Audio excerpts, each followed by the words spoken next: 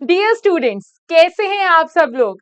I hope आप सबकी बहुत अच्छे से अकाउंटिंग प्रैक्टिस चल रही है एंड आप स्टैंडर्ड्स को समझ रहे हैं, उसका यूसेज कर रहे हैं। इन सेशंस का पर्पस सिर्फ और सिर्फ यही है कि आप इन रिसोर्सेज को यूज करके अपने अकाउंटिंग बेसिक्स को, अपने अकाउंटिंग नॉलेज को जो है स्ट्रॉन्ग कीजिए। चाहे आप जो है पेपर को जो है रिवाइज करना चाहते हैं, चाहे आप किसी इंटरव्यू के लिए प्रिपेयर करना चाहते हैं, बट एक बात याद रखिए, पीडब्ल्यू एंड हमारी टीम जो है आपके साथ है। चलिए बच्चों, आज हम जो है एक बहुत ही इंटरेस्टिंग एंड बहुत ही इजी स्टैंडर्ड जो है करने वाले हैं एंड ये स्टैंडर्ड इतना इजी है और साथ के साथ इम्पोर्टेंट भी है कि आपके एफआर में एंड एसबीआर में भी काम आता है। तो आज के स्टैंडर्ड का टॉपिक एरिया है ऐसा जो कि पता नहीं कहाँ है, जिसको मैं देख नहीं सकती, जिसको मैं छू नहीं सकती, बट वो एक्चुअल में है एंड मुझे जो है कहीं ना कहीं बिजनेस में वैल्यू एडिशन देके जाता है। जी हाँ, मैं आज के टॉपिक एरिया इंटेंजिबल एसेट्स के बारे में बात कर रही हूँ। बट अगर आप में से कोई ऐसा है जिसने प्रीवियसली जो सेशन है यानी कि हमारा प्रॉपर्टी प्लांट एंड इक्विपमेंट का सेशन जो है नहीं देखा है, तो बच्चों वो सेशन ऑलरेडी अवेलेबल है। Property plant and equipment one of the most important standards में से है, जो कि आपके पेपर में बहुत ज्यादा मार्क्स कैरी करता है। तो उस लेक्चर को भी जरूर देखिएगा, उस लेक्चर के नोट्स भी अवेलेबल हैं, फ्री रिसोर्सेज में अवेलेबल है एंड सेशन में भी सारी इंफॉर्मेशन जो है अवेलेबल है। तो आज हम जो है कवर करने वाले हैं standard that is intangible assets and उसका रिकॉग्नाइजेशन की रिकॉग्नाइजेशन कैसे होगा, उसका रिकॉग्नाइजेशन को लेके क्राइटेरिया क्या होगा। तो जिसको पता है इंटेंजिबल एसेट्स क्या होता है, तो जल्दी से पार्टिसिपेट कीजिए और मुझे बताइए कि मैम ये जो होते हैं इंटेंजिबल एसेट्स हैं। जब बात आती है ना इंटेंजिबल एसेट्स की, तो स्टूडेंट के मुंह से ना सबसे पहले एक आता है मैम गुडविल, मैम पेटेंट। मतलब एग्जांपल्स तो आती हैं बट डेफिनेशन को लेके हम जो है चूक जाते हैं। एंड इंटेंजिबल एसेट्स में बहुत सारे कुछ स्पेशल फीचर्स होते हैं जो कि हमें शायद नहीं पता है। बट आज के बाद हम ये नहीं बोलेंगे कि हमें नहीं पता है, बिकॉज आज के बाद हमें जो है स्टैंडर्ड्स के बेसिक से लेके एडवांस सारी इंफॉर्मेशन जो है डिटेल में पता लग जाएगी और वो भी बहुत जल्दी से पता चल जाएगी। चलिए फिर आज के सेशन को आगे बढ़ाते हैं। देखिए, आज हम जो है समझने वाले हैं कि क्या अकाउंटिंग ट्रीटमेंट होता है इंटेंजिबल एसेट्स का, एंड हम बताएंगे इंटेंजिबल एसेट्स का accounting treatment for expenditure on research and development की एक्टिविटीज। तो मैम रिसर्च की एक्टिविटीज क्या है, डेवलपमेंट की एक्टिविटीज क्या है, क्या आप ये भी बताने वाले हैं? होता क्या है, हमने तो ऐसा कभी सुना ही नहीं। कोई बात नहीं बच्चों, अगर आपने नहीं सुना है तो आज आप वो सुन लेंगे, उसमें क्या क्या चीजें कवर होती हैं आपको वो भी पता जो है डिटेल में लग जाएगा। तो चलिए फिर विदाउट वेस्टिंग टाइम, आज का पहला topic area that is intangible assets and उनका इंट्रोडक्शन, उनका अमोर्टाइजेशन वो क्या होता है मैम, इनका रिकॉग्नाइजेशन, ये सब कुछ कैसे होगा।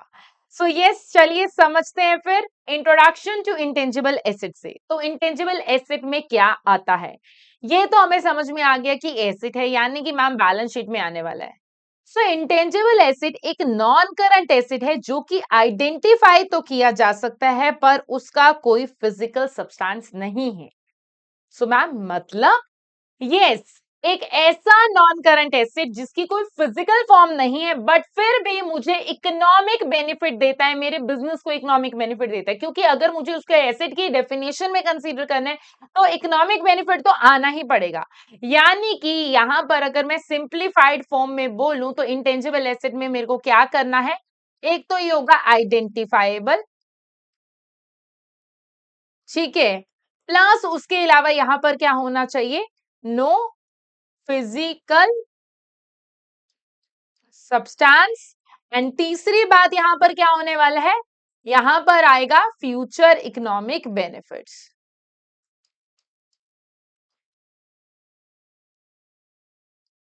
यहां पर मेरे पास ये बातें आती हैं। मैम आपने वर्ड बोला आइडेंटिफाइबल, आइडेंटिफाइबल क्या हुआ? देखिए, इंटेंजिबल एसेट जो होता है आइडेंटिफाइबल कब हो सकता है, इसके लाइक होने के लिए कुछ हमारे पास क्राइटेरिया होता है। क्राइटेरिया क्या है, पहला कि ये सेपरेबल है एंड दूसरा ये किसी कॉन्ट्रैक्चुअल और लीगल राइट से आ रहा है। सेपरेबल मतलब यानी कि इसको मैं बेच सकती हूँ, मैं इसको ट्रांसफर कर सकती हूँ, इसके अगेंस्ट मेरे पास लाइसेंस है, मैं इसको एक्सचेंज कर सकती हूँ। जैसे कि मेरे पास, मैं एक कंपनी हूँ, मेरे पास सॉफ्टवेयर है जो कि मैं बेच सकती हूँ, या कोई लाइसेंस है जो कि मैं किसी और कंपनी को दे सकती हूँ। एंड या फिर दूसरी कंडीशन क्या है मेरे पास, कि ये किसी कॉन्ट्रैक्चुअल लीगल राइट से मेरे पास आ रहा है। जैसे कि कोई पेटेंट है, पेटेंट के होने से कंपनी के पास लीगल राइट आ जाएगा कि वो पर्टिकुलर प्रोडक्ट को मैं ही बना सकती हूँ। तो जैसे इसमें एग्जांपल्स की तरफ से मैं आपको बताऊं, जैसे सॉफ्टवेयर है, कंप्यूटर प्रोग्राम, पेटेंट है जिससे कि मेरे पास एक्सक्लूसिव लीगल राइट आता है किसी पर्टिकुलर इन्वेंशन को लेके, लाइसेंस यानी कि कोई परमिशन है कि ये मैं ही यूज कर सकती हूँ, कॉपीराइट लीगल प्रोटेक्शन होगा ओरिजिनल वर्क के ऊपर, ब्रांड, ब्रांड मतलब कि reputation, name associated with particular product, ये सब क्या है मेरे पास इंटेंजिबल एसेट के एग्जांपल हैं। नाउ अब हमने यहाँ पर एक खासियत बोली है कि ये एक नॉन करंट एसेट है, यानी कि इसको करंट एसेट नहीं बोलेंगे, क्योंकि करंट एसेट वो होते हैं जो कि मुझे सिर्फ 12 महीने के अंदर अंदर बेनिफिट देते हैं, बट नॉन करंट एसेट होते हैं जो कि एटलीस्ट मैं 12 महीने से ज्यादा time period from the reporting date अपने पास रखती हूँ।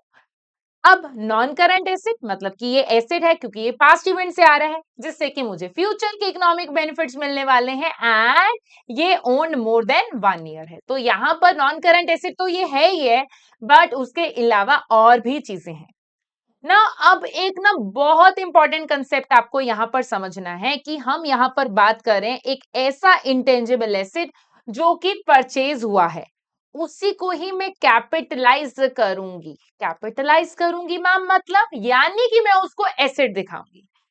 इसका मतलब ये है कि अगर कोई बिजनेस किसी इंटेंजिबल एसेट को परचेज करता है तभी, और उसके अलावा उसका रिकॉग्नाइजेशन क्राइटेरिया मेट होता है तभी, मैं इसको एज इंटेंजिबल एसेट कैपिटलाइज करती हूँ, यानी कि अपनी बुक्स में दिखाती हूँ। जैसे सपोज करो एक कंपनी है एबीसी लिमिटेड, वो एक सॉफ्टवेयर बाय करते हैं 50,000 का, तो वो एंट्री पास ऑन कर लेंगे इंटेंजिबल एसेट तो कैश, अगर कैश पेमेंट हुई है 50,000 की, ये मेरी बैलेंस शीट में एज अ एसेट जो है दिखाया जाएगा, नॉन करंट एसेट के हेड के अंडर दिखाया जाएगा।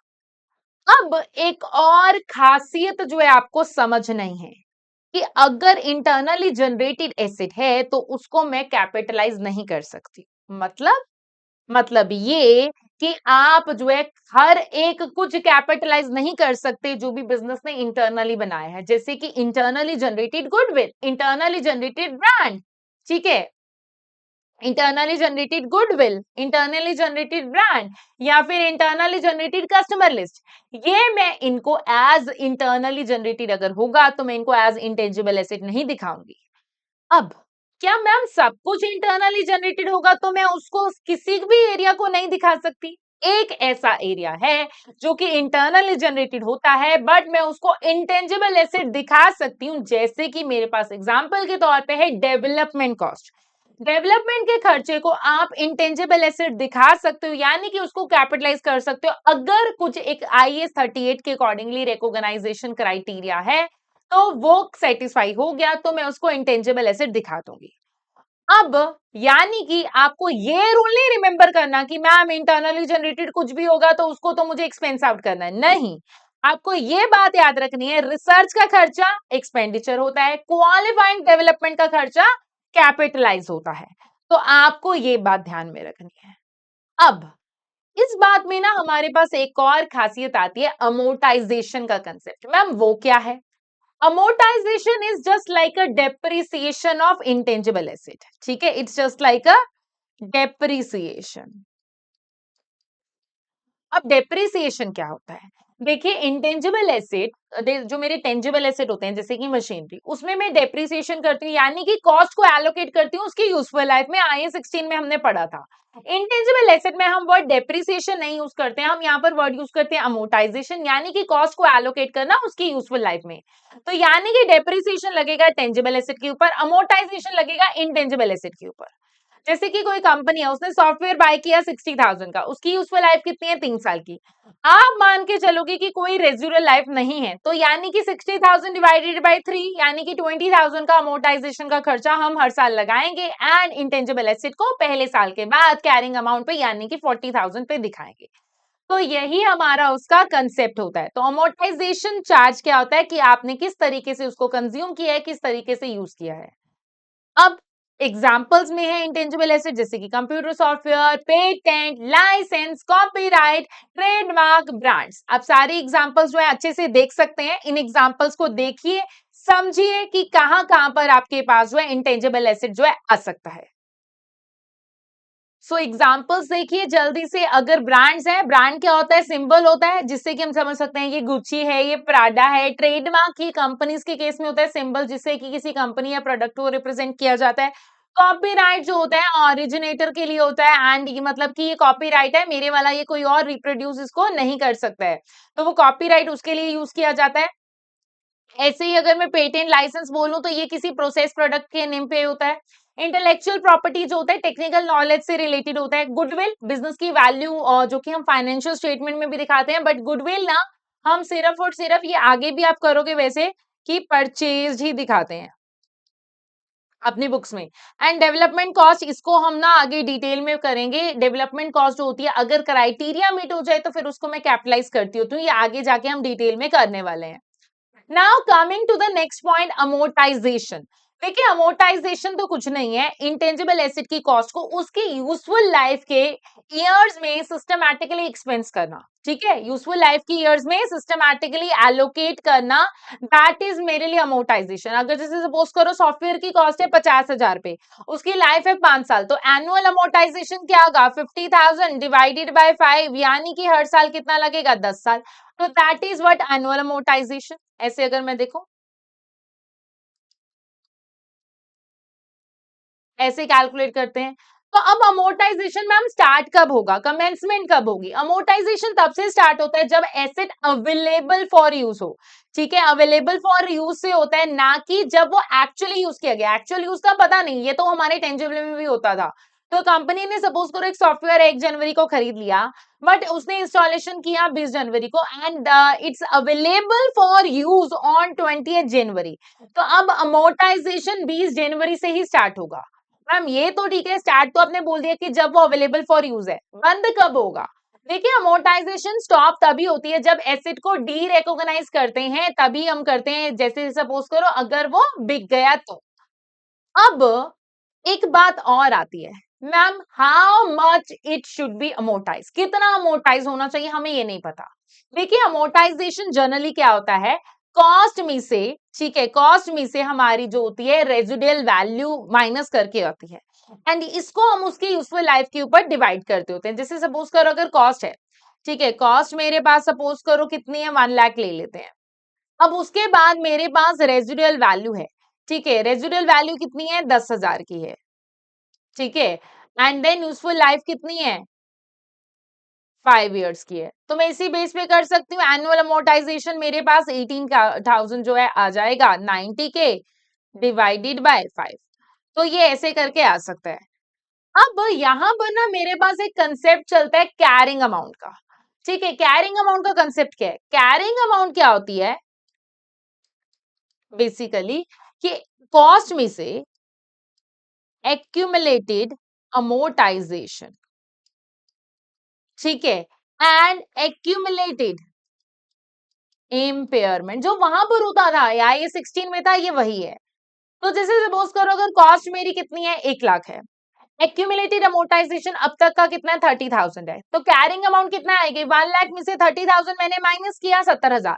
तो even if the carrying amount normally reduced as economic benefits are consumed, तो ऐसे भी होता है कि हर एक साल क्या होता जाएगा कि कैरिंग अमाउंट कम होती जाएगी। क्यों कम होती जाएगी? क्योंकि उससे होने वाले बेनिफिट्स तो हम साथ साथ जो है कंज्यूम कर रहे हैं ना, तो इसी बेस पे जो है हम डिसाइड करते हैं।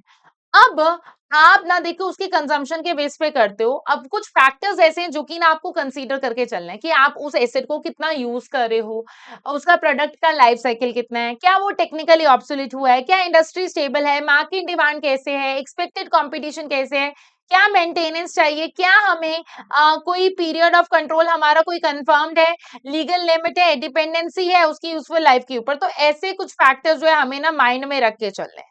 ये फैक्टर्स हमारे माइंड में होंगे तो हम जो है चल के चल सकते हैं। Have a look.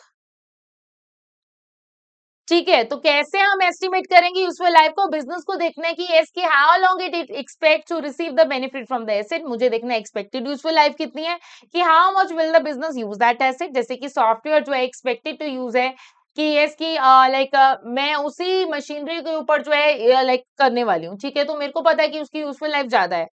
अगर प्रोडक्ट के लाइफ साइकिल के ऊपर बात करूंगी, मुझे पता है कि टेक्नोलॉजी या प्रोडक्ट जो है आउटडेट होगी बहुत जल्दी जल्दी, तो यूजफुल लाइफ उस वाले केस में मे भी कम हो सकती है। टेक्निकल ऑब्सोलेंस का केस हो तो मुझे ये देखना है कि क्या न्यू टेक्नोलॉजी से एसिड क्या ऑब्सोलीट हो सकता है। जैसे कि ओल्ड कंप्यूटर सॉफ्टवेयर है बड़ी जल्दी यूजलेस हो गया आफ्टर फ्यू इयर्स, तो मैं वो फैक्टर देखूंगी। मार्केट इंडस्ट्री कंडीशन जो है मैं कंसीडर करके चलूंगी, क्योंकि इंडस्ट्री जो है अगर चेंज होती है रैपिडली तो एसेट के पास में भी शॉर्टर यूजफुल लाइफ हो। कंपटीशन के पॉइंट को मैं ध्यान में रखूंगी कि यस की स्ट्रॉन्ग कंपटीशन जो है मींस टेक्नोलॉजी ब्रांड या प्रोडक्ट जो है बहुत जल्दी आउटडेटेड हो रहे हैं। मैं बात करूंगी मेंटेनेंस को लेके, जैसे कि अगर सपोज करो कि रेगुलर मेंटेनेंस चाहिए तो मुझे ये देखना है कि क्या एसेट जो है मुझे कंटिन्यूअसली बेनिफिट देता रहेगा। लीगल कॉन्ट्रैक्चुअल पीरियड्स में देखूंगी कि यूजफुल लाइफ जो है हो सकता है रिस्ट्रिक्टेड भी हो सकती है by the period for which the company has a legal right. ठीक है, तो मैं ये भी देख सकती हूँ। क्या मेरी दूसरे एसेट्स के ऊपर डिपेंडेंसी है? कई बार क्या होता है इंटेंजिबल एसेट्स यूजफुल तभी होता है अगर कोई और एसेट एग्जिस्ट कर रहा हो, तो मैं देखूंगी कि कोई कोई स्पेशलाइज सॉफ्टवेयर वगैरह ऐसा तो कोई केस नहीं है।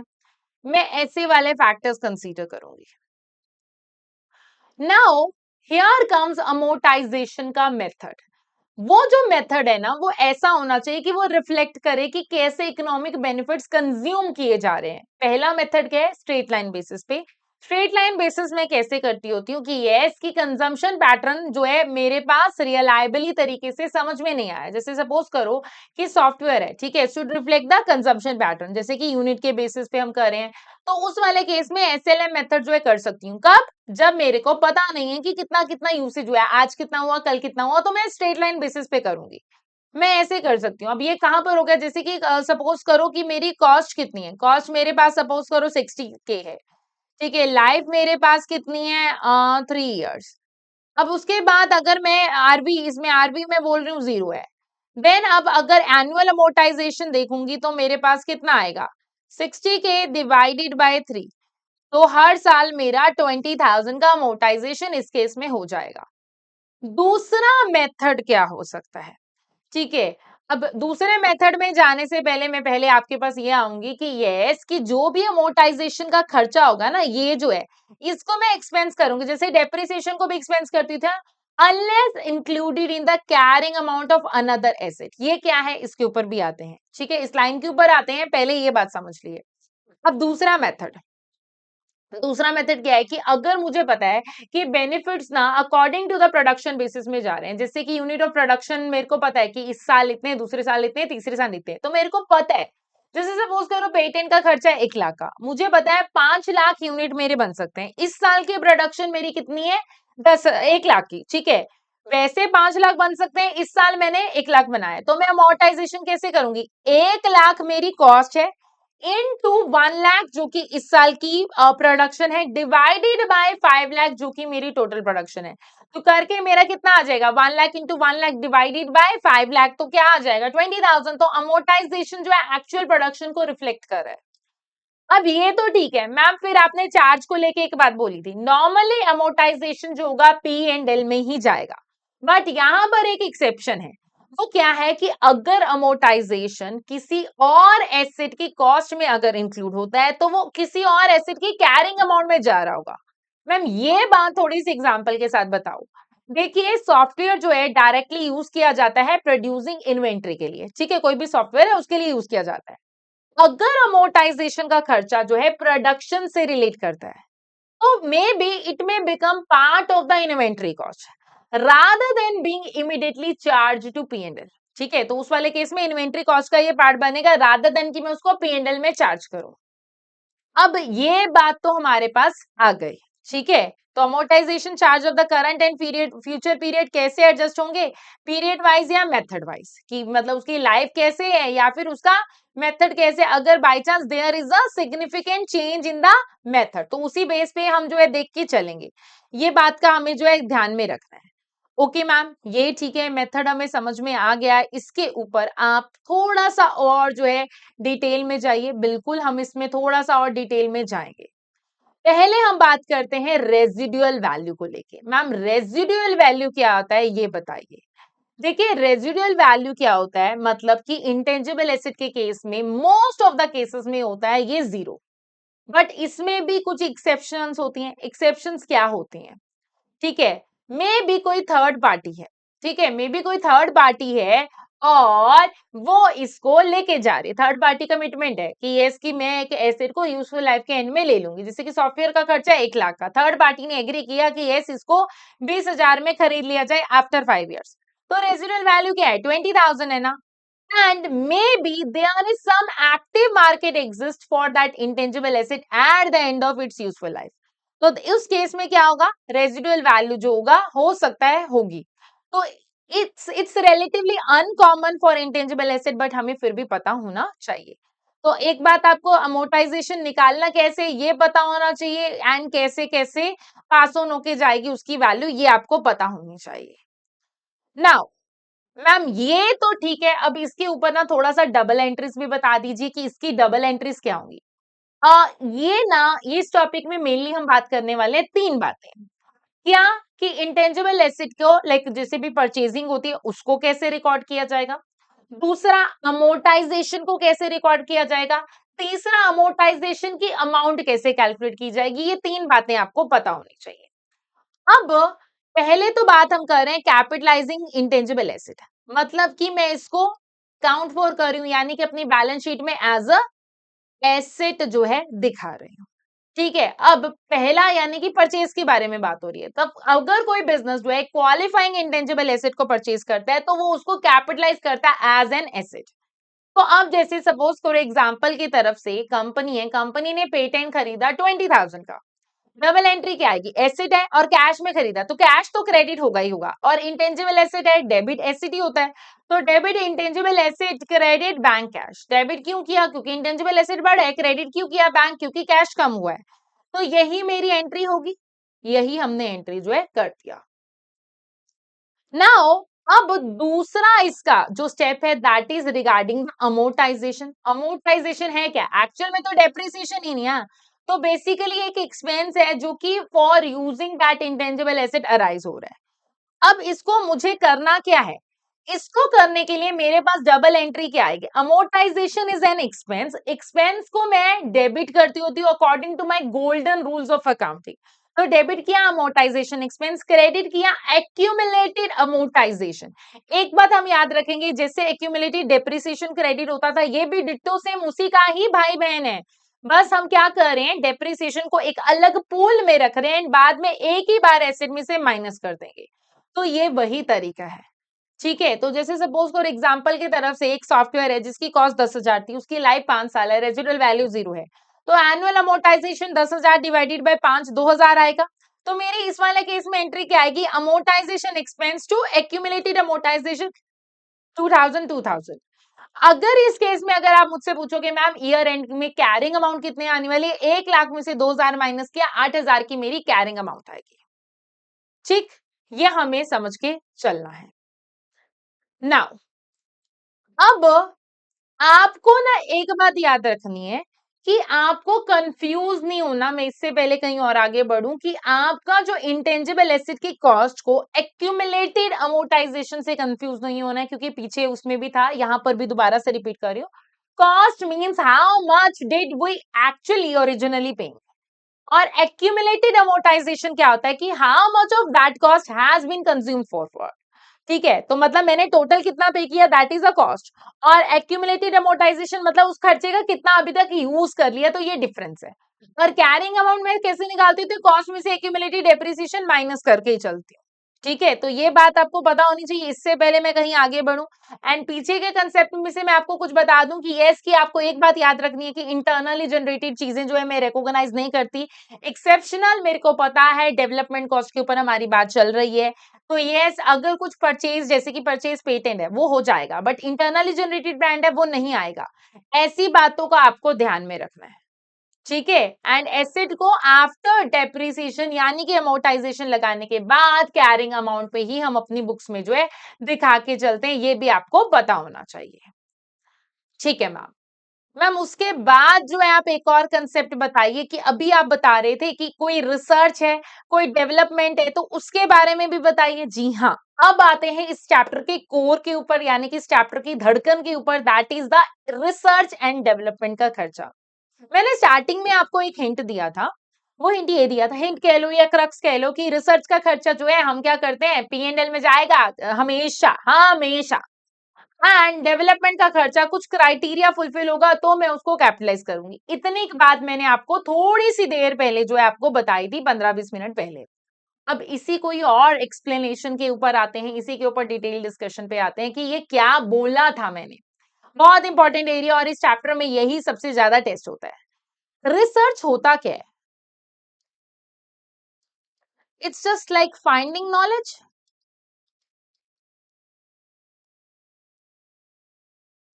ठीक है, finding knowledge and that should be expensed. ठीक है। दूसरी तरफ एक मेरे पास आता है डेवलपमेंट का खर्चा। मतलब using that knowledge to create something.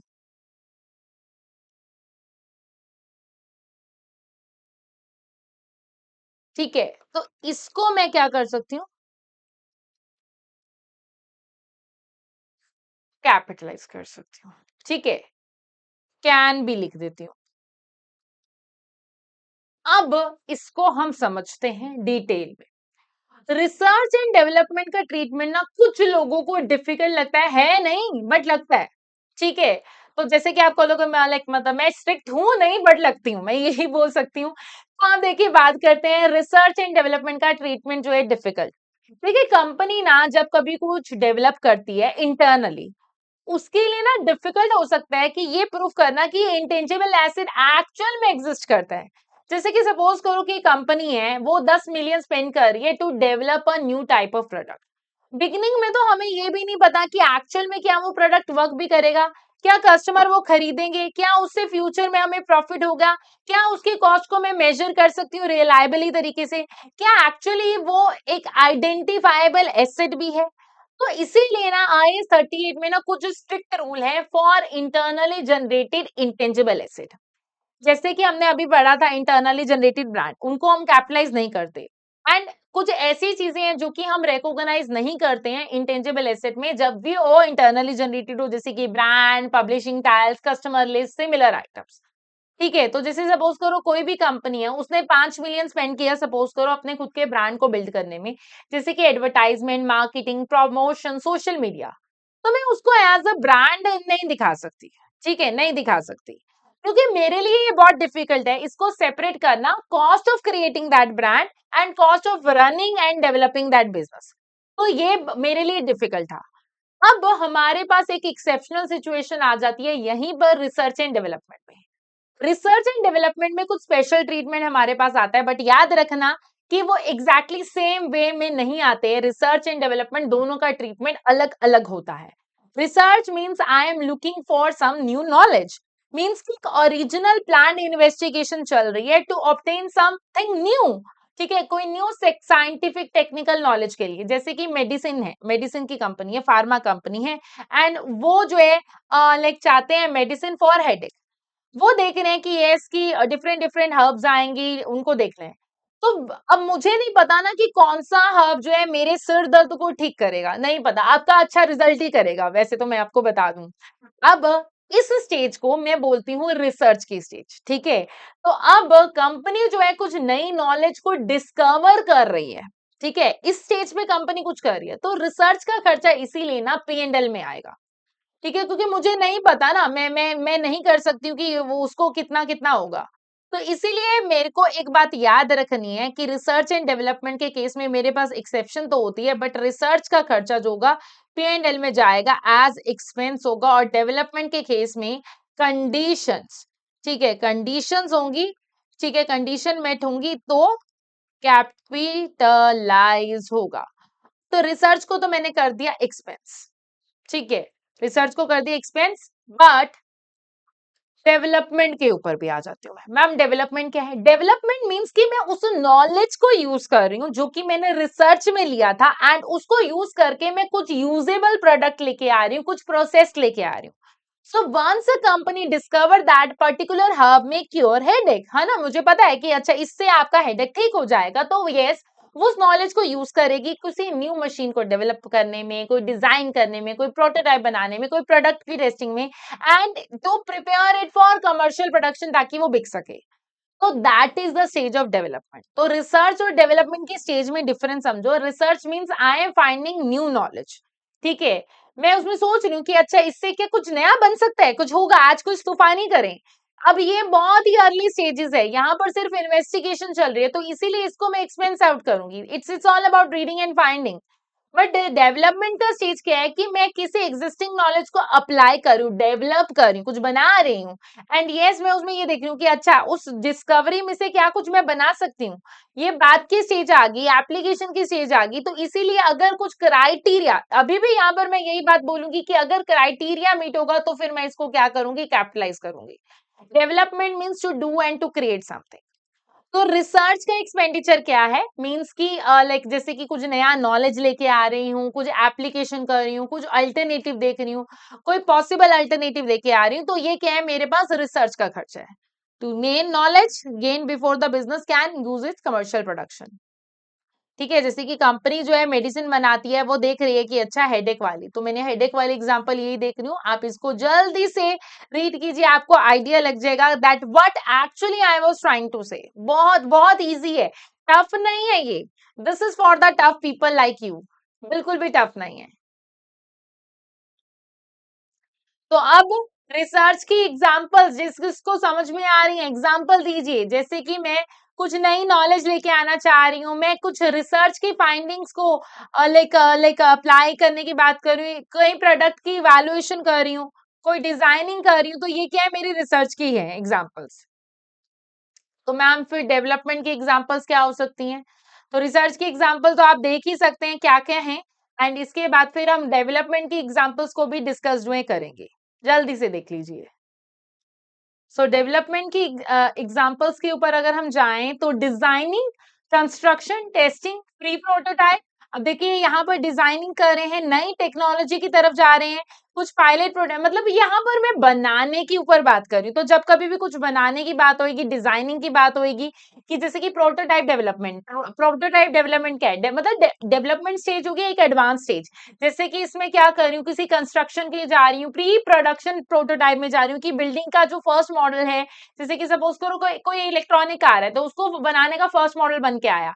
New technology tool में मतलब कि मैं टूल्स को डिजाइन कर रही हूँ, इक्विपमेंट में बात कर रही हूँ, उसमें आ गया। पायलट प्लान्स में मतलब कि क्या कर रही हूँ कि मैं देख रही हूँ कि यस की लाइक पायलट प्लान बन सकता है या नहीं। तो एक स्मॉल स्केल प्रोडक्शन फैसिलिटीज में होता है जो कि मैं टेस्टिंग के लिए यूज करती हूँ rather than full commercial production. अच्छा अगर यहाँ पर मैं देखूं कि मैं यहाँ पर एक और स्टेज भी मेरे पास आती है, टेस्टिंग। टेस्टिंग में क्या है कि अच्छा कि मैं यहाँ पर देखूंगी कि कोई नया सोल्यूशन बन सकता है, जैसे कि नया product, improve product, new processes, new system, new service, ऐसा कुछ। यहाँ पर मुझे ये सब कुछ देखना है। आपको डेवलपमेंट का एक बात समझनी है कि डेवलपमेंट जो है ये सारी स्टेजेस में कवर होता है। अब रिसर्च एंड डेवलपमेंट के केस में अगर मैं बात करूं तो रिसर्च के खर्चे में वो सारे खर्चे जो कि carrying out of research and development में आते हैं, एंड वो मैं रीजनेबली इनको एलोकेट कर सकती हूँ। तो अब मैम इसमें क्या क्या आएगा ये बता दो। इसमें जो भी आएगा वो तो हम बात करेंगे, बट एक बात हमें बहुत इंपॉर्टेंट समझनी है कि डेवलपमेंट का खर्चा ये नहीं है कि हमेशा हमेशा क्वालिफाई होगा और हमेशा हमेशा कैपिटलाइज होगा। आपको एक बात यहाँ पर ये समझनी है कि क्वालिफाइंग डेवलपमेंट एक्सपेंडिचर ही होगा तभी वो कैपिटलाइज होगा, नहीं तो नहीं होगा। डेवलपमेंट कॉस्ट को सिर्फ और सिर्फ मैं इंटेंजिबल एसेट तभी ले सकती हूँ जब IAS 38 का रिकॉग्नाइजेशन क्राइटेरिया जो है सेटिस्फाई होता है। तो इसके लिए सीक्वेंस क्या है, रिसर्च का खर्चा कैपिटलाइज होगा, डेवलपमेंट बिगन होगी, लाइक रिसर्च का खर्चा एक्सपेंस आउट होगा, और डेवलपमेंट जब होगी तो उस वाले केस में मुझे IS 38 का क्राइटेरिया देखना है। अगर क्राइटेरिया सेटिस्फाई होगा तो एक्सपेंस होगा, अगर क्राइटेरिया सेटिस्फाई नहीं होगा तो जो है लाइक फिर कैपिटलाइज नहीं होगा, फिर मैं सिर्फ और सिर्फ एक्सपेंस आउट करूंगी। अब एग्जाम्पल की तरफ से समझते हैं, जैसे कि सपोज करो एक फार्मा कंपनी है एंड उसकी रिसर्च स्टेज है फर्स्ट स्टेज, तो साइंटिस्ट ने इन्वेस्टिगेशन के लिए लाइक कुछ भी किया, ठीक है, हेडेक की थी जो एग्जांपल, हमारा सिर दर्द बहुत होता है, क्या करें, तो कॉस्ट लगी 20 लाख, तो रिसर्च का खर्चा है वो 20 लाख सीधा सीधा एक्सपेंस आउट कर दूंगी। दूसरी स्टेज क्या है, डिस्कवरी की, साइंटिस्ट डिस्कवर करें कि इतनी सारी हर्ब्स में से एक हब है, हब एक्स, ठीक है, वो वर्क करती हुई दिखती है, तो कंपनी जो है अब उसी को बनाने के ऊपर बात कर रही है। अब थर्ड स्टेज क्या आ गई, डेवलपमेंट की, तो कंपनी ने एक प्रोटोटाइप पिल बनाया, टेस्टिंग किया, डेवलप किया मैन्युफैक्चरिंग प्रोसेस एंड उसको कमर्शियल प्रोडक्शन के लिए बनाया। डेवलपमेंट कॉस्ट कितनी आ गई, 50 लाख की। तो अब कमर्शियल कंपनी जो है अब ये देखेगी कि IS 38 का डेवलपमेंट रिकॉग्नाइजेशन क्राइटेरिया मीट भी हो रहा है या नहीं। अगर वो मीट हो गया तो इंटेंजिबल एसेट दिखाया जाएगा, अगर नहीं तो फिर उसको एक्सपेंस आउट किया जाएगा। यही हमें यहाँ पर समझ के चलना है। ठीक है मैम, ये तो हम समझ जाएंगे। अब हमें थोड़ा अकाउंटिंग के ऊपर आ ही जाइए, बिल्कुल आ जाते हैं। बहुत इंपॉर्टेंट एरिया, क्योंकि क्वेश्चन में बहुत सारी चीजें मिक्स भी आ जाती है कि बिल्डिंग का खर्चा भी आ जाएगा, रिसर्च का खर्चा भी आ जाएगा, डेवलपमेंट भी आएगा, सैलरी मटेरियल, कई बार ऐसे क्वेश्चन भी आ जाते हैं मिक्स वाले। तो उस वाले केस में ना आपको डिसाइड करना पड़ेगा कि क्या P&L में आएगा एंड क्या ऐसा होगा जो कि एसेट बन के जाएगा। तो वो स्टेज है, बहुत ज्यादा कंफ्यूजिंग स्टेज है, तो उस स्टेज के टाइम पे हम क्या करेंगे। देखिए, जो मेरे पास लाइक एग्जाम्पल की तरफ से देखा जाए तो बहुत सारी चीजें हैं यहाँ पर जिनको मुझे ध्यान में रखना है। पहला आता है सैलरी एंड वेजेस। क्या अगर एम्प्लॉयमेंट रिलेटेड कॉस्ट है जो कि रिसर्च एंड डेवलपमेंट एक्टिविटीज में ही लगी है, तो वो जो है इनमें इंक्लूड हो सकती है, जैसे कि सैलरी, वेजेस, पेरोल, टैक्सेस, ये सारी चीजें। अगर अगर मैं बात करूं जैसे कि लाइक मेरे पास आता है मटेरियल एंड सर्विस का खर्चा, ठीक है, तो कोई भी मटेरियल, कोई भी सर्विस जो कि मैंने रिसर्च एंड डेवलपमेंट के टाइम पे लगाई है वो भी इंक्लूड किया जा सकता है, जैसे कि प्रोडक्ट डेवलपमेंट में, एक्सटर्नल मार्केट रिसर्च में, ये जो कुछ भी लगा है।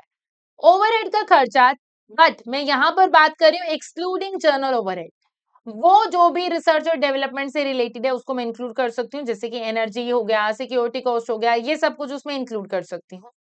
एंड देन बात आएगी मेरे पास कि मुझे रिसर्च के खर्चे को कैसे रिकॉग्नाइज करना है।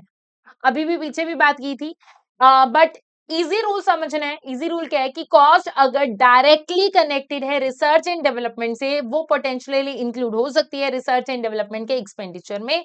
बट अगर ये एक्सपेंस आउट हो रही है या कैपिटलाइज हो रही है, ये डिपेंड करेगा कि रिसर्च जो है या फिर ये क्वालिफाइंग डेवलपमेंट का एक्सपेंडिचर है।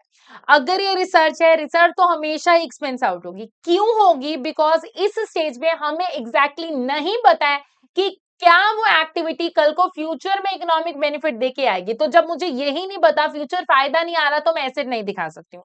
जैसे साइंटिस्ट ने 5 लाख तो लगा दिए इन्वेस्टिगेशन करने में किसी केमिकल के ऊपर, बट मुझे नहीं पता ना कि उस केमिकल से हेडेक जो है ठीक भी होगा या नहीं। तो ये रिसर्च का खर्चा है, तो P&L में ही आना चाहिए। तो मैं क्या करूंगी, debit research and expense and credit bank करूंगी, यही करना है मुझे। नाउ अब तो ये तो मेरी एंट्री होगी इसको लेके। अब बात करनी है मेरी डेवलपमेंट का खर्चा। डेवलपमेंट का खर्चा थोड़ा सा डिफरेंट होता है, इसको मैं ना कैपिटलाइज कर सकती हूँ इंटेंजिबल एसेट, अगर कुछ कंडीशन जो है फुलफिल हो जाए।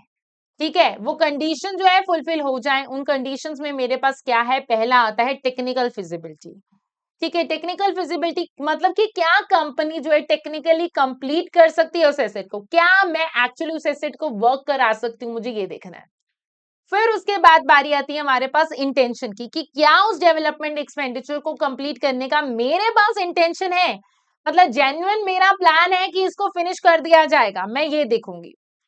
तीसरी बात मैं यहाँ पर देखूंगी एबिलिटी टू यूज और सेल दैट एसेट, कि क्या मैं इस एसेट को कंप्लीट कर सकती हूँ, बेच सकती हूँ। Once completed can I sell that particular asset, मैं ये चेक करूंगी। फिर मुझे देखने हैं फ्यूचर इकोनॉमिक बेनिफिट, कि क्या उस एसेट से मुझे फ्यूचर में बेनिफिट आने वाले हैं, जैसे कि फ्यूचर की कॉस्ट और फ्यूचर सेविंग, दोनों बातें मुझे इसमें कंसीडर करनी है। क्या मेरे पास कॉस्ट सेविंग हो रही है, सेल्स हो रही है, रेवेन्यू इंक्रीज हो रहा है, सब कुछ मुझे इसमें कंसीडर करना है। एंड देन फिर मैं देखूंगी कि क्या मेरे पास रिसोर्सेस हैं, क्या सफिशिएंट रिसोर्सेज है उसको कंप्लीट करने के लिए, जैसे कि फाइनेंस है, एम्प्लॉयज है, टेक्नोलॉजी है, इक्विपमेंट है, ऐसा कुछ है। और फिर last but not the least की क्या उसको मैं मेजर कर सकती हूँ, क्योंकि ऑब्वियसली अगर मुझे बुक्स में दिखाना है, एसेट दिखाना है, बुक्स में दिखाने के लिए खर्चे को मेजर भी तो करना पड़ेगा। अगर ये सारी 6 की 6 बातें, टेक्नोलॉजी हो गया, इंटेंशन भी तो होना चाहिए, एबिलिटी भी होनी चाहिए, फ्यूचर के बेनिफिट भी होने चाहिए, रिसोर्सेज भी होने चाहिए, मेजर भी कर सकूं, 6 की 6 मानने हो गई पूरी, फिर तो मैं करूंगी कैपिटलाइज। अगर सिर्फ एक बात पे हो गई ना, तो मेरी तरफ से ना, अब इसको मैं एसेट नहीं दिखाऊंगी, अब इसको एज ए एक्सपेंस करना है। ठीक है, तो ये बात तो अब हमें आ गई समझ। अब मैम जब ये करेंगे तो कैसे करना है, ऑब्वियसली एसेट दिखाना है, तो एसेट तो डेबिट ही होता है, इंटेंजिबल एसेट क्रेडिट, बैंक या पेबल डिपेंड करता है कि पेमेंट अभी करें या बाद में। अब दिखा दिए हमने इसको एसेट, तो एसेट तो क्या होता है, एसेट को हम करते हैं अमोर्टाइज। अमोर्टाइज किस में होना चाहिए, ओवर इट्स यूजफुल लाइफ, तो अमोर्टाइज मतलब डेप्रिसिएशन। तो आप जब इसको अमोर्टाइजेशन करा जाएगा, जैसे कि डेवलपमेंट का खर्चा हुआ 1 लाख का, 6 की 6 कंडीशन फुलफिल होगी, कैपिटलाइज किया पहले 1 लाख का, यूजफुल लाइफ है सपोज 5 साल की, तो एनुअल अमोर्टाइजेशन 20-20 हजार हर साल आएगा, तो मेरी एंट्री क्या आ जाएगी, अमोर्टाइजेशन टू एक्यूमुलेटेड अमोर्टाइजेशन 20,000। यही हमें करना है। ठीक, अब एक और बात याद रखना, कैपिटलाइज डेवलपमेंट जब इसको अमोर्टाइज करोगे तो अमोर्टाइज करने पे डेप्रिसिएशन ही हो गया एक किस्म का, तो वो पीएनएल में जाएगा। डेवलपमेंट के एक्सपेंडिचर की कोई भी रेजिडुअल वैल्यू नहीं होती है, क्योंकि इसकी एक्टिव मार्केट नहीं होती है, क्योंकि हर एक एसेट अपने आप में यूनिक होता है, हमने बनाया है, ये बात भी आपको पता होनी चाहिए ना मैम। अगर कोई भी एक क्राइटेरिया नहीं मीट हुआ, सपोज करो फ्यूचर के बेनिफिट नहीं पता, या इंटेंशन नहीं समझ में आ रहा है, या टेक्निकल फिजिबिलिटी नहीं है, क्योंकि बाय चांस एक भी क्राइटेरिया फुलफिल नहीं होता है, तो उस वाले केस में क्या होगा, जब वो सारा का सारा डेवलपमेंट का जो भी खर्चा आप कैपिटलाइज करने का सोच रहे थे, अब आपके इरादों में पड़ गया पानी, अब आप उसको कैपिटलाइज नहीं कर सकते हो, अब फिर उसको आपको क्या करना पड़ेगा, एक्सपेंस आउट करना पड़ेगा पीएनएल में। तो उस वाले केस में डेवलपमेंट एक्सपेंडिचर टू बैंक आपकी एंट्री हो जाएगी, ये आपको ध्यान में रखना है, ये बात आपके पॉइंट्स में होना चाहिए, बहुत इंपॉर्टेंट है। अगर एक भी कंडीशन नहीं, तो एक भी बात नहीं मानोगे तो देखो हर्जाना जो है ऐसा भुगतना पड़ेगा, कोई भी एक भी कंडीशन ऐसी नहीं होनी चाहिए जो कि फुलफिल ना हो रही हो, ये बहुत इंपॉर्टेंट है इस केस में। ठीक है मैम, तो अब ये रिसर्च को लेके, रिसर्च देखिए हमेशा एक्सपेंस आउट होगा, एंट्री क्या होगी, एंड ये मेरे पीएनएल में जाएगा। डेवलपमेंट का क्राइटेरिया अगर सेटिस्फाई हो जाएगा, तो मैं उसको क्या करती होती हूँ, कैपिटलाइज करती होती हूँ, क्राइटेरिया मीट हो गया, intangible asset to bank, and ये पीएनएल में आएगा, एंड पीएनएल करने के बाद ये अमोर्टाइजेशन जो होगा वो मेरे लाइक ये जो होगा वो पीएनएल में आएगा, और वैसे बैलेंस शीट। अगर क्राइटेरिया मीट नहीं हो रहा है, तो उस वाले केस में ये सीधा का सीधा मेरी पीएनएल में आ जाएगा एज एक्सपेंस। ठीक है, एज एक्सपेंस, इसको आपको जो है देख के चलना है।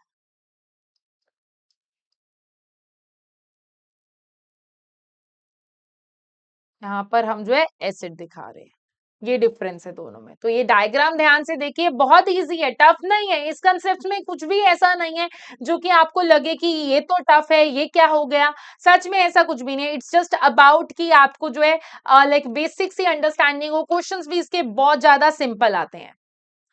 नाउ एग्जाम्पल से समझते हैं, एक एग्जाम्पल है बहुत प्यारी सी, बहुत इजी सी एग्जाम्पल आती है हमारे पास इसको लेके। तो एग्जाम्पल 1 है मेरे पास, क्या कहती है ये एग्जाम्पल 1, 1 अप्रैल को बी कंपनी ने स्टैब्लिश किया न्यू रिसर्च एंड डेवलपमेंट का यूनिट। ठीक है, तो रिसर्च एंड डेवलपमेंट के यूनिट के ऊपर ही हमारे पास एक एग्जाम्पल आती है, तो एग्जाम्पल को देखते हैं। And to unit to acquire scientific knowledge on the use of synthetic chemical for pain relief, following expenses were incurred during the year. हमने एक बिल्डिंग खरीदी है 4 लाख की, बिल्डिंग को डेप्रिशिएशन करना है एसएलएम बेसिस के ऊपर 4% के ऊपर, ठीक है, कॉस्ट के ऊपर। अब बिल्डिंग जो होता है टेंजिबल एसेट है ना, तो इंटेंजिबल तो है नहीं, तो ऑब्वियसली ये तो कैपिटलाइज होनी है, बिल्डिंग टू बैंक, ये तो मेरी पूरी पूरी होगी उस पे। ईयर एंड पे डेप्रिसिएशन लगाएंगे, 4% का डेप्रिसिएशन लगना है, बोल दिया गया है। तो depreciation to accumulated depreciation building का ये हम करते हैं। अब उसके अलावा इन्होंने मुझे क्या बोला हुआ है कि यस, और क्या हुआ है, वेजेस और सैलरीज भी हमने दिए हैं रिसर्च स्टाफ की, जो कि इतनी को कुछ अमाउंट की है, और हमें पता है कि रिसर्च का खर्चा हमेशा हम एक्सपेंस आउट करते हैं। तो रिसर्च एक्सपेंस टू बैंक ही आ गई मेरी दूसरी एंट्री। एंट्रीज को समझना है, ये एंट्रीज बेसिकली क्यों है, आपकी अंडरस्टैंडिंग के लिए कि कैसी चीजें हैं। ठीक है, बहुत ही बेसिक सी बातें हैं आपकी अंडरस्टैंडिंग के लिए। नाउ अब डेवलपमेंट कॉस्ट जिसका क्राइटेरिया मीट हो गया, ये खुद से बोल रहा है क्राइटेरिया मीट गए, तो उसको कैपिटलाइज करना होगा, और वो उसकी अमाउंट कितनी है, 60,000 की। तो अब देखिए इंटेंजिबल एसेट टू बैंक आएगा। अब इसको इन्होंने बोला है अमोर्टाइज करना है 25% के बेसिस पे, तो अमोर्टाइजेशन 60,000 का 25% amortisation to accumulated amortisation. Entries आप देख सकते हैं, एक बार देख लीजिए, ध्यान से देखिए, बहुत बहुत ही ज्यादा बेसिक सी एंट्रीज हैं, इसमें कुछ खास नहीं है। और अगर आप मुझसे पूछोगे मैम कितना टोटल एक्सपेंस होगा, ये तो बिल्डिंग का depreciation plus wages and salaries जो कि एक्सपेंस आउट होती है, और इंटेंजिबल एसेट, ये टोटल जो होगा ये मेरे पी एंड एल में एक्सपेंस आउट होगा। अगर क्वेश्चन पूछे कि पी एंड एल में कितना टोटल एक्सपेंस करना है, ऐसा भी ऑब्जेक्टिव टाइप क्वेश्चन बन के आ सकता है एफए के पेपर में। अच्छा जी, एक बात और कि मैम कैपिटलाइजेशन के बाद होता क्या है, वैसे तो ऑलरेडी मैं आपको बता ही चुकी हूँ, अमोर्टाइजेशन होता है, डेवलपमेंट एक्सपेंडिचर जैसे ही कैपिटलाइज होगा, मुझे पहला काम क्या होगा, इंटेंजिबल एसेट दिखाना, दूसरा काम क्या होगा कि अमोर्टाइज करो over the useful life when from when it is available for use, and तीसरा अमोर्टाइजेशन पी एंड एल में जाएगा, एंड अमोर्टाइजेशन ही क्या है, like just like the expense है, जो कि मेरे डेप्रिसिएशन एक्सपेंस है, जो कि पहले गया था, डिटो सेम वही है, आपको ये सारी बातें जो है पता होनी चाहिए। ठीक है, अब मैम ये तो हो गया, अब थोड़ा सा एक और एरिया है इसमें, जो कि है डिस्क्लोजर को लेके, कि मैम डिस्क्लोजर कब क्या कैसे करते हैं। देखिए इंटेंजिबल एसेट के ऊपर ना डिस्क्लोजर को लेके हमारे पास कुछ बेसिक से रिक्वायरमेंट्स है। यहाँ पर मुझे ये बोला गया कि क्या इंपॉर्टेंट इंफॉर्मेशन कंपनी बताएगी अपने यूजर्स को about the intangible assets in the notes of financial statement.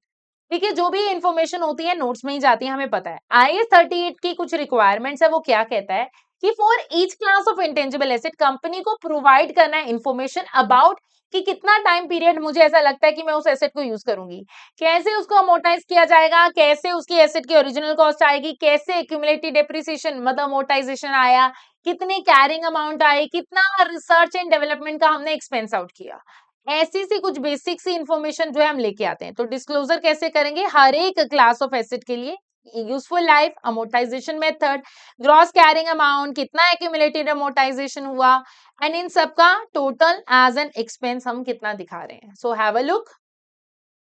जैसे कि कंपनी बता रही है कि यूजफुल लाइफ कितनी है, अमोर्टाइजेशन रेट कितना है, सॉफ्टवेयर है तो 5 साल की लाइफ है, सपोज कंपनी ने बता दिया कि उसकी यूजफुल लाइफ 5 साल है। एंड अल्टरनेटिवली वो ये भी बता सकते हैं कि अमोर्टाइजेशन का रेट क्या है, जहां पर भी जो अप्रोप्रिएट लगे, कि अच्छा मेथड कौन सा कर रहे हैं, SLM बेसिस में कर रहे हैं या यूनिट ऑफ प्रोडक्शन बेस पे कर रहे हैं, तो हम बता के चलेंगे। ग्रॉस कैरिंग अमाउंट क्या है कि अच्छा सॉफ्टवेयर 1 लाख का था, ग्रॉस कैरिंग अमाउंट तो 1 लाख की है। एक्यूमुलेटेड अमोर्टाइजेशन कितना है कि अच्छा कॉस्ट तो कितने की थी, 1 लाख की थी, अभी तक 30,000 का एक्यूमुलेटेड अमोर्टाइजेशन बनता है इतने का। कैरिंग अमाउंट कितनी बनती है कि 1 लाख में से 30,000 माइनस करके 70,000, तो हम ये बता के चलेंगे। एंड फिर हम एंड में क्या करते होते हैं, रिकंसिलेशन करते होते हैं कि कंपनी क्या करती है कि कैसे कैरिंग अमाउंट जो है स्टार्टिंग में कितनी थी, एंड में कितनी आएगी, ओपनिंग बैलेंस स्टार्टिंग में कितना था, पूरे साल भर में क्या हुआ, एंड कैसे हम अपने क्लोजिंग बैलेंस में पहुंचे। अब उस रैक में हम एडिशन, डिस्पोजल, अमोर्टाइजेशन, इंपॉर्टेंट सब कुछ जो है कवर करके चलते हैं। ठीक है, एंड फिर हम जो है रिसर्च एंड डेवलपमेंट का भी डिस्क्लोजर करके चलते हैं। रिसर्च एंड डेवलपमेंट का डिस्क्लोजर कैसे करके चलेंगे कि अच्छा कि लाइक कि टोटल अमाउंट कितना रिसर्च में गया, कितना डेवलपमेंट में गया, हमने कितना कैपिटलाइज किया है, कितना एक्सपेंस आउट किया है, उसका एग्रीगेशन सारा प्रॉपर हम बता के चलते हैं। Now you can see we have a table, एक प्रॉपर पूरा टेबल है हमारे पास कि ये कॉस्ट बताया गया, मतलब इसकी वैल्यूएशन कितनी है आप देख सकते हैं। ओपनिंग वैल्यू एडिशन हमने इतना किया, एक्यूमुलेटेड अमोर्टाइजेशन ओपनिंग कितना है, इतना पूरे साल भर में चार्ज किया, carrying amount and carrying amount like next year के अकॉर्डिंगली। ठीक है, तो ये सारे कुछ बेसिक्स पॉइंट जो है हम उसमें दिखा के चलते हैं। सो बच्चों ये तो हो गया हमारे बेसिक से पॉइंट्स जो कि हम जो है लाइक उसमें विजिबली दिखाते हैं। Now coming to ACC study hub के इसके कुछ क्वेश्चंस का आइडिया आपको दिखा देती हूँ मैं। चैप्टर नंबर 10 ही है, सीक्वेंस ही हम फॉलो कर रहे हैं, तो इसको स्टार्ट करने के लिए ना स्टार्ट क्विज पे क्लिक करना होता है। तो आपको इसको जैसे स्टार्ट करोगे आपके सामने जो है डेटा विजिबल हो जाएगा, आप देख सकते हैं। मैं इसको थोड़ा सा और जूम कर देती हूँ ताकि आपको चीजें जो है और ज्यादा विजिबल हो जाएं। सो ACCA स्टडी हब जो है मैंने ओपन किया है बच्चों। So yes, XYZ company undertake the development project, जिस project which has incurred 15 lakh of expenditure that can be capitalized in accordance to the IS 38. It's expected that the knowledge gained from the development project will be available to use on a commercial basis by the business on 1st July 2024. ठीक है, तब से start होगा and will be use for a period of 5 साल। And company की policy क्या है, pro rata depreciation and amortisation की है। मुझे बताना है 31 मार्च के एंड में as a result of development expenditure. तो जुलाई, अगस्त, सितंबर, अक्टूबर, नवंबर, दिसंबर, जनवरी, फरवरी, मार्च, तो आपको बात करनी है मंथ्स की कैलकुलेशन की इसमें, क्योंकि they are asking for pro rata based calculation. तो आप जो है मंथ्स की कैलकुलेशन करते हो तो 9 मंथ्स बैठते हैं एंड हमारे पास है 15 लाख। तो 15 लाख डिवाइडेड बाय 5 इयर्स है into 9 divided by 12, so that is 2,25,000, यानी कि हमारा ऑप्शन आ रहा है बी। तो मैं यहाँ पर बी जो है ऑप्शन चूज करूंगी एंड मैं आगे बढ़ूंगी। फिर उसके बाद which one of the following is an example of intangible asset, तो आपको बताना है कि इनमें से कौन सा जो है इंटेंजिबल एसेट के एग्जांपल्स में कवर होता है। लीज लैंड, ठीक है, लीज लैंड, लैंड तो टेंजिबल एसेट है हमें पता ही है। Registered trademark, royalty receipts and like investment in the listed company. तो इसमें हो सकता है कुछ बच्चों को कंफ्यूजन हो, बट मैं आपको बता दूं रजिस्टर्ड ट्रेडमार्क ही इसमें आएगा, आपको पता ही है। वहां पर रॉयल्टी की रिसिप्ट मेरे पास ऑलरेडी है। नाउ IS 38 ने एग्जांपल दी है रिसर्च एंड डेवलपमेंट एक्टिविटीज की, जैसे कि एक न्यू प्रोडक्शन बनाना, testing of pre production prototype करना, designing tools involving new technology and construction of a pilot program. जिसको आंसर ना पता है तो साथ साथ प्लीज पार्टिसिपेट जरूर करते जाइएगा, क्योंकि ये पार्टिसिपेशन जो है बहुत ज्यादा जरूरी है आपके कॉन्फिडेंस के लिए। आपको बताना है कि इनमें से कौन सी एक्टिविटीज जो है डेवलपमेंट एक्टिविटीज में जो है आ सकती हैं। तो पहले क्या, नया product banana, forming of new product, ठीक है। उसके बाद मेरे पास क्या है, टेस्टिंग अ प्री प्रोडक्शन प्रोटोटाइप, ये अभी आप करके चले थे, ठीक है। तो आपने डेवलपमेंट की बतानी है इसमें। फर्स्ट इज फॉर्मुलेशन है, तो उसके बाद designing tools involve in the technology. Fourth one is construction of a pilot programme, तो कंस्ट्रक्शन तो है ही है, ये हमें समझ में आ रहा है। Designing tools involving in the technology, ये भी है। थर्ड और फोर्थ तो है ही है, तो थर्ड और फोर्थ जहां पर दिख रहे हैं that is C and D. And उसके बाद आगे चलते हैं, प्री प्रोडक्शन प्रोटोटाइप की टाइप हो रही है, यानी कि प्रोटोटाइप मींस एक एडवांस स्टेज है, तो यानी कि यहाँ पर मेरे पास आंसर जाएगा डी, 2, 3 एंड 4। तो मैं डी ऑप्शन में जाना चाहूंगी यहाँ पर। अब आपको बताना है कि कौन सी ऐसी सिचुएशन है जिसमें स्ट्रेट लाइन का अमोर्टाइजेशन होना चाहिए इन माय इंटेंजिबल एसेट के केस में। So pattern of consumption can not be determined reliably, its residual value is assumed to be zero, then amortization expense will be included in the carrying amount of another assets. Then उसके बाद its useful life depend upon the useful life of the other assets which are amortized or depreciated on a straight line basis. तो अब यहाँ पर आपको बताना है कि किन किन सर्कमस्टांसेस में SLM मेथड जो है हम यूज कर सकते हैं। देखिए ऑब्वियसली अभी हम बात करके हटे थे, इसी के ऊपर मैंने आपको बताया था कि जब मेरे को पैटर्न ऑफ कंजम्पशन नहीं पता है तभी उस वाले केस में मैं SLM बेसिस में चला जाऊंगी। बाकी अगर जब मेथड पता है तो फिर मैं तो उसी में ही चली जाऊंगी, ठीक है ना। नाउ लास्ट वन, अब लास्ट क्वेश्चन देखते हैं, उसके बाद आप लोग जो है बच्चों बिल्कुल फ्री हो, आपका ये कंसेप्ट जो है हो जाएगा।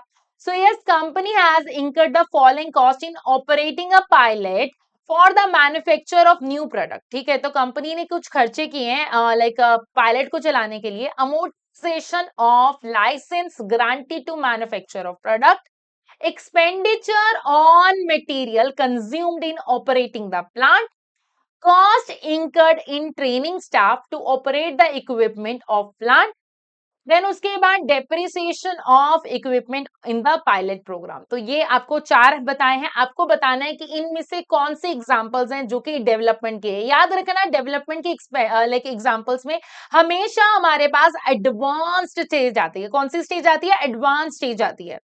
तो अब यहाँ पर मुझे एक बात समझ में आ रही है कि training the staff to equipment, training cost is nothing जो कि रेपिटेटिव वाली ही होती है। ये ऐसा नहीं है कि लाइक बार बार वो होगा। तो जहां पर मेरे पास लाइक ट्रेनिंग है तो मुझे वो नहीं लेना है। तो थर्ड ऑप्शन मेरे पास ए में भी है, सी में भी है और डी में भी है। तो यानी कि क्या रह गया? बी रह गया। तो हम ऐसे समझ लेंगे।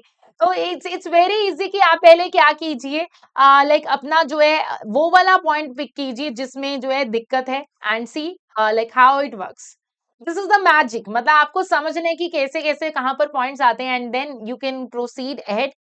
सो now with this we are done with the concept, and concept के अलावा हमारे पास पूरा समराइजेशन भी है। देखिए नोट्स में आपके पास ना सारे लाइक एरियाज के ऊपर है कि ये कहाँ कहाँ पर होता है, रिसर्च के ऊपर, डेवलपमेंट के ऊपर है, इंटेंजिबल एसेट का रिकॉग्नाइजेशन कैसे होगा। तो ये सारे पॉइंट्स आप लास्ट में रिवाइज कर सकते हैं।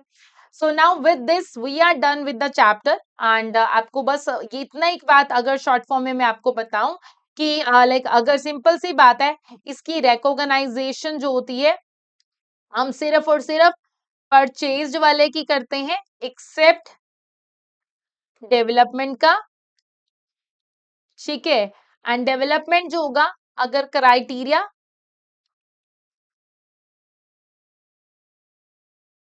ठीक है, तो डेवलपमेंट में मुझे ये देखना है कि क्या क्राइटेरिया मेट हो गया है। अगर यस, अगर नो। तो क्राइटेरिया मेट होगा तो मैं क्या करूंगी? एसेट दिखाऊंगी, नहीं तो एक्सपेंस आउट दिखाऊंगी। अच्छा, एक और बात आपको याद रखनी है, अगर बाय चांस एक बार आपने किसी खर्चे को, डेवलपमेंट के खर्चे को P&L में कर दिया क्योंकि क्राइटेरिया पहले मीट नहीं हुआ था, और बाद में अगले साल आप सोचो कि अरे अब तो क्राइटेरिया मीट हो गया, मे बी नेक्स्ट ईयर हो रहा है, तो आप बैक नहीं जा सकते। तीर कमान से निकल गया तो वापस नहीं जाना। तो ये इतनी बेसिक सी बात आपको पता होनी चाहिए, एग्जांपल्स आपको पता होनी चाहिए कि लाइक रिसर्च जो होगा वो हमेशा P&L में एज एक्सपेंस ही जाएगा। तो ये कुछ बेसिक सी बातें हैं जो कि इस चैप्टर में आपको पता होनी चाहिए, and you are done with the chapter. ठीक है, तो रिसर्च में, डेवलपमेंट में क्या डिफरेंस है आपको ये पता होना चाहिए। And guys like this is our official Telegram channel का लिंक जिसमें कि आपके पास इंपॉर्टेंट अपडेट्स एंड हमारी तरफ से इंपॉर्टेंट इन्फॉर्मेशन आती है, तो इसको जो है ज्वाइन करना मत भूलिएगा। और चैप्टर जो है ये सारा सीक्वेंस जो है इसी स्टडी हब के अकॉर्डिंगली हो रहा है। आपने देखा ही है कि हम जो है स्टडी हब को साथ साथ फॉलो करके चल रहे हैं, स्टडी हब के क्वेश्चन कर रहे हैं। तो कोई भी अगर स्टूडेंट ऐसा है जो कि एफए की प्रैक्टिस कर रहा है, एफए का पेपर में अपीयर हो रहा है, तो बच्चों आपको एक और बात याद में रखनी है कि एफए के पेपर के लिए स्टडी हब के क्वेश्चन प्रैक्टिस कीजिए। चाहे आप सेल्फ स्टडी स्टूडेंट है, चाहे आप कहीं से भी पढ़ रहे हैं, हमसे भी पढ़ रहे हैं, आपको मेरे से पढ़ रहे हो तो आपको पता ही होगा कि मैं क्या क्या रिसोर्सेज हमेशा रिकमेंड करती हूँ। बाकी सभी स्टूडेंट्स के लिए भी एक मेरी तरफ से रिकमेंडेशन रहेगा, और वो रिकमेंडेशन ये है कि स्टडी हब को लाइक एज अ नॉलेज के लिए यूज करो, उसके क्वेश्चन क्विज वाले भी करो, प्रैक्टिस वाले भी करो। हमारे पास फ्री ऑफ कॉस्ट मॉक भी होता है एक वहां पर, एंड देन उसके अलावा क्वेश्चंस प्रैक्टिस के लिए जितने ज्यादा और रिसोर्सेज हो सके तो आप जो है Kaplan and BPP exam kits भी फॉलो कर सकते हो। क्वेश्चन प्रैक्टिस के लिए, कंसेप्ट्स के लिए एक रिसोर्स हमेशा इनफ होता है। And if anyone is using these resources just for कि मैं एग्जाम्शन ले रहा हूं, तो एग्जाम्शन स्टूडेंट्स आप ये कर लीजिए, बहुत है। आपको चाहे एक्स्ट्रा क्वेश्चन नहीं भी करने देन भी चल जाएगा।